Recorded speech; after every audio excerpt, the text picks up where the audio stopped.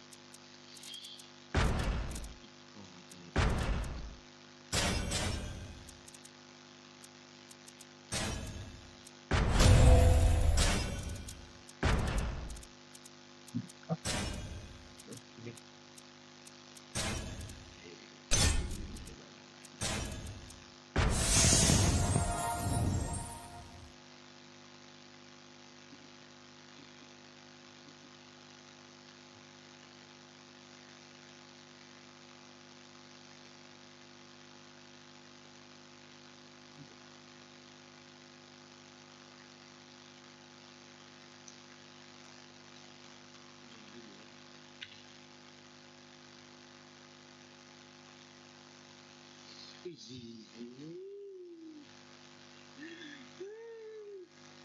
Cái gì thế? Cuối mùa rồi mà.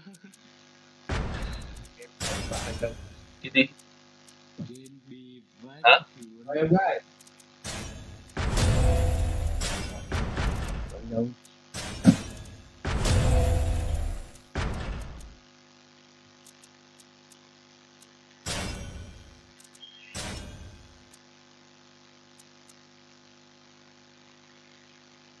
Hay là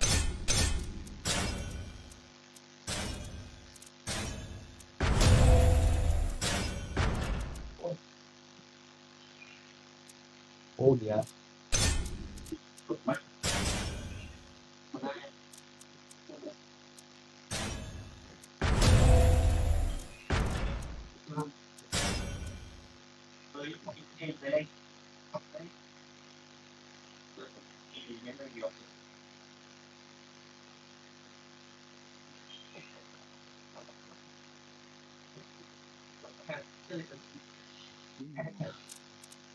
nó trao tặng cho tôi một cái tụi con mà tôi không cần nữa.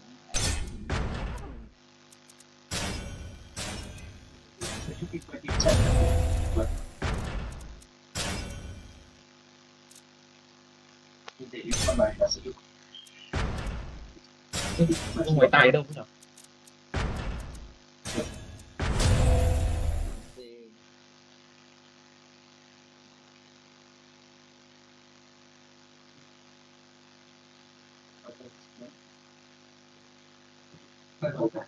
Xe bạn còn bị ác con to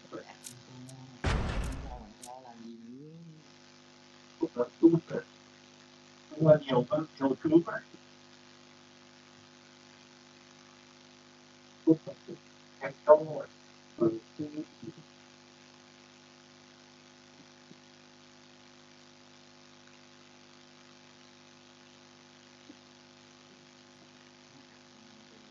lấy nhớ được sự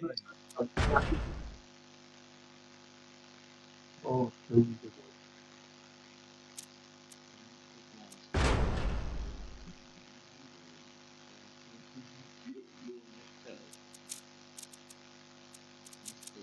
Platform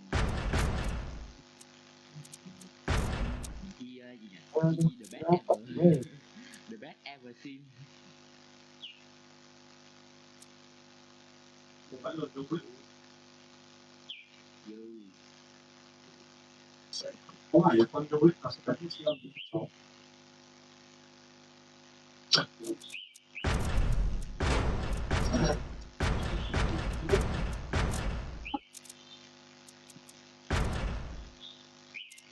Udi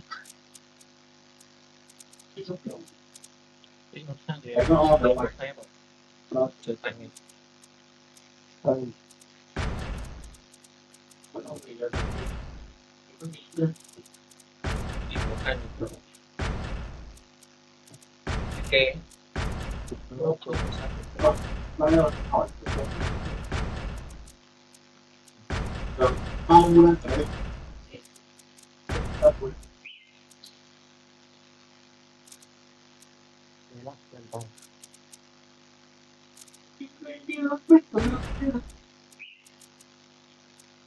Thank you.